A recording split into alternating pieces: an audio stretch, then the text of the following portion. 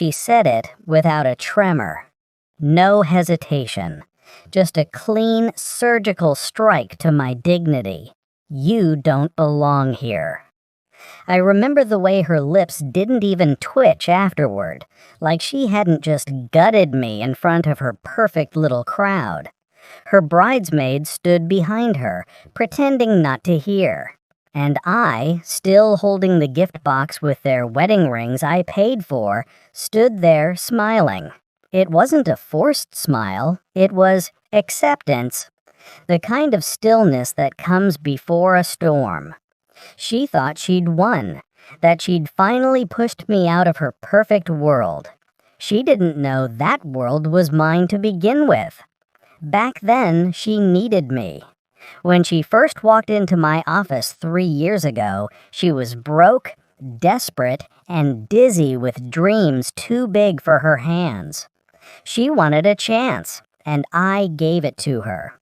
I mentored her, funded her, introduced her to the people she'd later pretend she met on her own. I watched her rise, watched her glow, watched her learn how to move through rooms I built.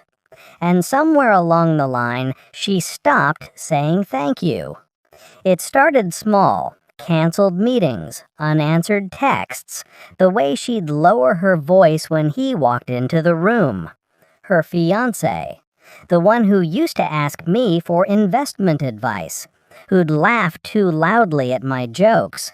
I thought it was admiration. Turns out, it was envy disguised as friendship. They found comfort in each other's greed. I didn't discover it by accident. I'd been feeling the shift for months. The subtle distance.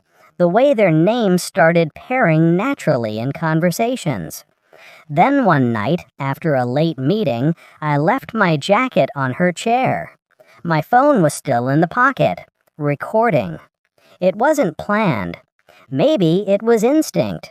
When I listened back, I heard her voice, soft and conspiratorial.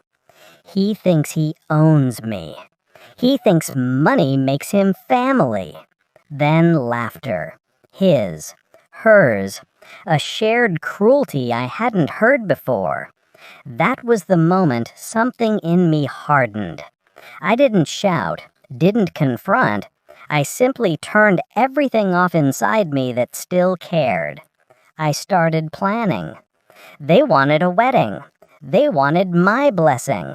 And they wanted my money. Of course they did. She said she'd feel safer if I handled the arrangements, since I knew people. She wasn't wrong. I do. So I paid. Quietly. Generously. Every bill. Every deposit. But I made one change.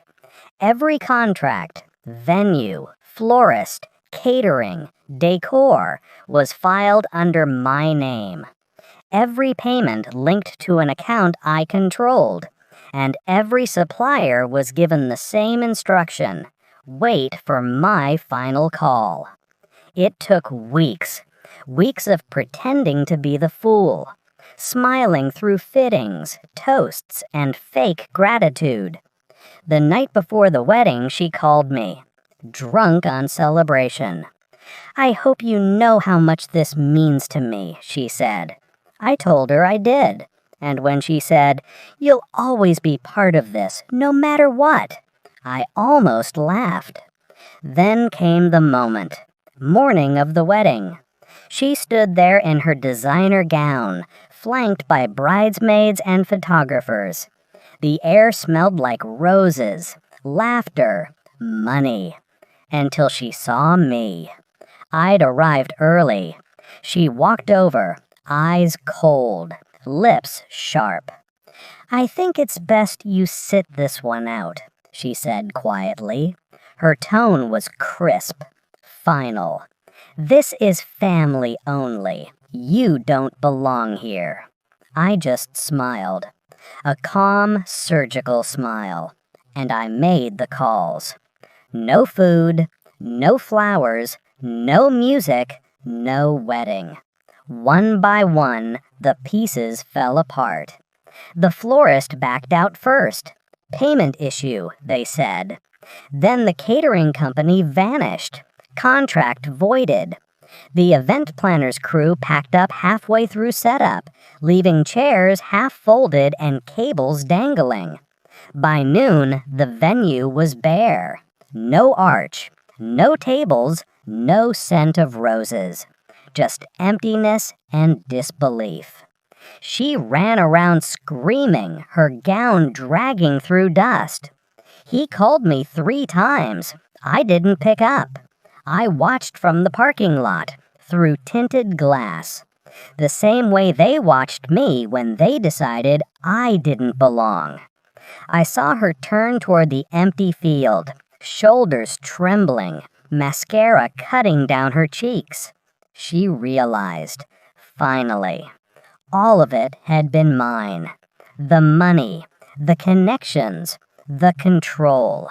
Her dream had been built on my name, and I had just erased it. Later, when she finally found me, hours after the chaos, she didn't speak. She just stared. I let her. Then I said, quietly, "You're right. I didn't belong there." Pause. "But neither do you.